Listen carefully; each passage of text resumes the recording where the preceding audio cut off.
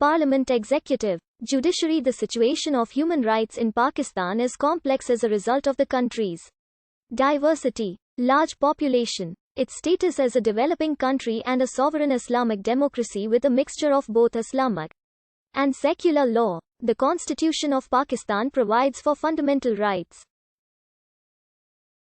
The clauses also provide for an independent Supreme Court, separation of executive and judiciary, an independent judiciary, independent human rights commission and freedom of movement within the country and abroad.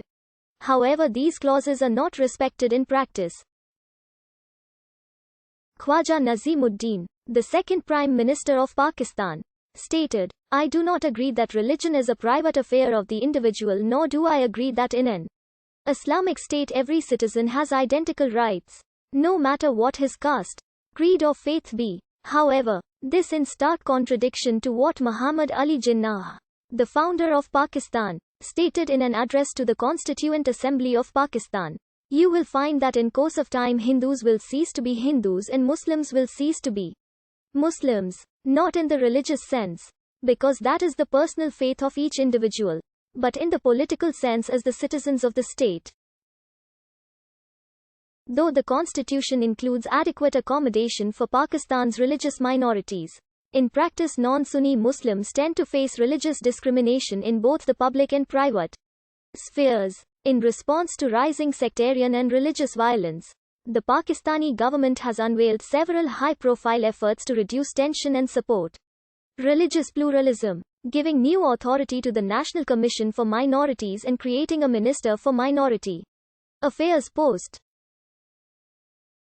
Nonetheless, religious violence and intimidation, as well as periodic charges of blasphemy, have occurred. Attacks against Shia Muslims, who make up between 5 to 20% of Pakistani Muslims, have also been carried out by terrorist organizations such as the TTP and LEJ.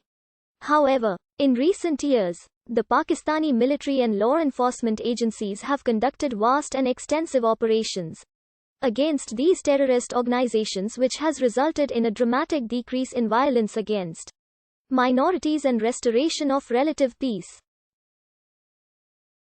Furthermore, Pakistani courts have taken action against the misuse of blasphemy laws, in one case sentencing multiple people to life in prison and death for starting a blasphemy mob.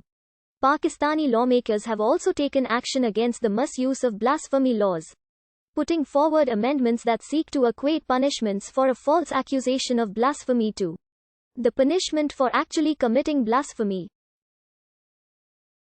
Although Pakistan was created to uphold the principles of democracy, military coups in Pakistan are commonplace, and for most of its history after independence has been ruled by military dictators who declare themselves president. The 2013 Pakistani general election were the first elections in the country where there was a constitutional transfer of power from one civilian government to another.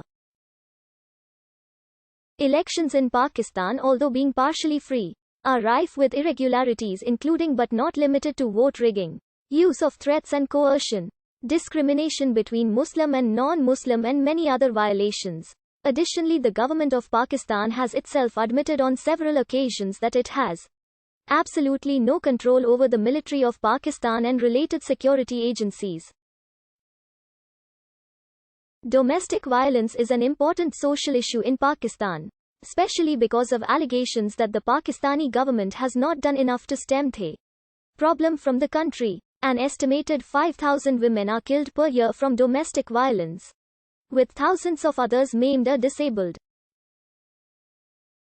The majority of victims of violence used to have no legal recourse, but this was fixed recently when multiple provincial parliaments passed thorough and strict laws against domestic violence.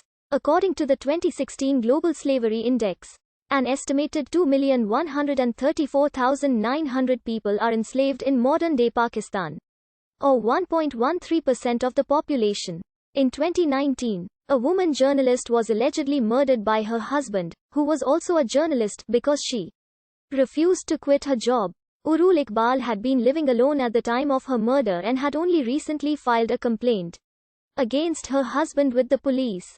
The Coalition for Women in Journalism founding director Kiran Natsish said, This case crystallizes the multi-layered dangers women journalists face in many countries, Pakistan being one of them. After speaking to those who were close to Uruj, it is very clear that her job as a journalist was a problem for her partner, who is accused in the fatal shooting that killed the young journalist. In general, freedom of the press is allowed, but any reports critical of the government policy or critical of the military is censored. Journalists face widespread threats and violence, making Pakistan one of the worst countries to be a